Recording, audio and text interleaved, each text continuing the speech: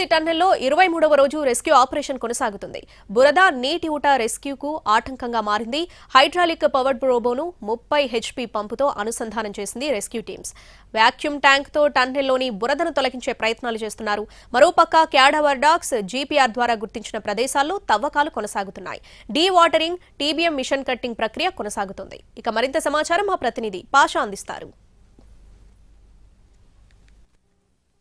టన్నెల్లో 23వ రోజు rescue operation కొనసాగుతుంది. ఇప్పటికే ఒక మృతదేహాన్ని వెలికి తీసిన రెస్క్యూ బృందాలు మరో 7 మృతదేహాలు వెలికి తీసేందుకు సర్వశక్తులు ఒడ్డుతున్నారు. టన్నెల్లో జీపీఆర్, క్యాడవర్ డాగ్స్ గుర్తించినటువంటి ప్రదేశాల్లో తవ్వకాలు కొనసాగిస్తున్నప్పటికీ ఎలాంటి ప్రయోజనం లేదని రెస్క్యూ బృందాలు చెప్తున్నాయి. మరోపక్క నీటి ఊట, అడ్డుగా ఉన్నటువంటి టీబీఎం మిషన్ ప్రధాన అవరోధాలుగా ఉన్నాయి, పనిని ముందుకు సాగనివ్వడం లేదని రెస్క్యూ బృందాలు చెప్తున్నాయి. ఇక సాంకేతికతను వినియోగించుకోవాలని భావించిన రెస్క్యూ బృందాలు ఇప్పటికే అటానమస్ హైడ్రాలిక్ పవర్డ్ రోబోని టన్నెల్లోకి పంపించారు. దాన్ని 30 HP మోటార్తో అనుసంధానం చేసి లోపల ఉన్నటువంటి నీటిని, సిల్ట్ని బయటికి పంపించేటువంటి ప్రక్రియను చేపట్టారు. మరోపక్క వాక్యూమ్ ట్యాంకర్ వినియోగించి లోపల ఉన్నటువంటి బురదని ఎప్పటికప్పుడు బయటికి తరలించే ప్రక్రియను కూడా కొనసాగిస్తున్నారు. అయితే ప్రధానంగా D3 ప్రదేశంలో ఒక మృతదేహం దొరికింది. ఆ చుట్టుపక్కల తవ్వినప్పటికీ ఇక వేరే మృతదేహాలు ఏవి ఆనవాళ్లు కూడా దొరకలేదని చెప్పేసి రెస్క్యూ బృందాలు చెప్తున్నాయి.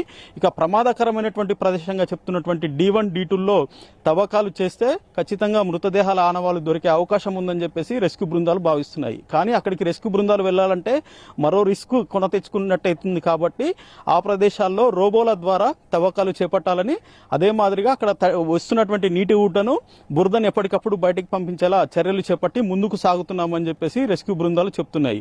అయితే ఇప్పటికే డీవాటరింగ్ ప్రాసెస్ కొనసాగుతుంది. అయినప్పటికీ కూడా ఒక నిమిషానికి 6000 లీటర్లకు పైగా నీటి ఊట వస్తుందని చెప్పేసి రెస్క్యూ బృందాలు చెప్తున్నాయి. టీబీఎం మిషన్ కటింగ్ కూడా ప్లాస్మా కట్టలతో కట్ చేస్తున్నాము.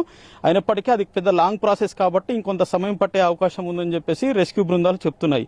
ఏదేమైనప్పటికీ కూడా 23 రోజులు అవుతున్నప్పటికీ కేవలం ఒక మృతదేహాన్ని మాత్రమే వెలికి తీసినటువంటి రెస్క్యూ బృందాలు మరో 7 మృతదేహాలను వెలికి తీసేందుకు కొంత సమయం పడుతుంది. మరో 48 గంటల్లో కొంత ఫలితం ఉండే అవకాశం ఉందని చెప్పి చెప్తున్నారు. అయితే మరోమారు ఈ రోజు క్యాడవర్ డాగ్స్ ని టన్నెల్లోకి తీసుకెళ్లి మరో ప్రదేశాలు గుర్తించి అక్కడ తవ్వేందుకు రోబోల సాయంతో తవ్వకాలు చేపట్టేందుకు సన్నాహక కార్యక్రమం చేపట్టారు.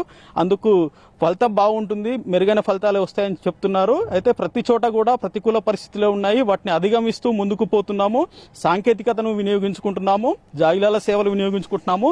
మ్యాన్ పవర్ ని అక్కడ వినియోగించుకోలేని పరిస్థితి ఉంది కాబట్టి సాంకేతికత వైపు దృష్టి సారించామని చెప్పేసి అక్కడ ఉన్నటువంటి అధికారులు చెప్తున్నారు. మొత్తం మీద మరో 48 గంటల్లో 2-3 మృతదేహాలు వెలికి తీసే అవకాశం ఉందని చెప్పేసి అధికారులు ఆశాభావం వ్యక్తం చేస్తున్నటువంటి సిచ్యువేషన్ టన్నెల్ వద్ద కనిపిస్తా ఉంది.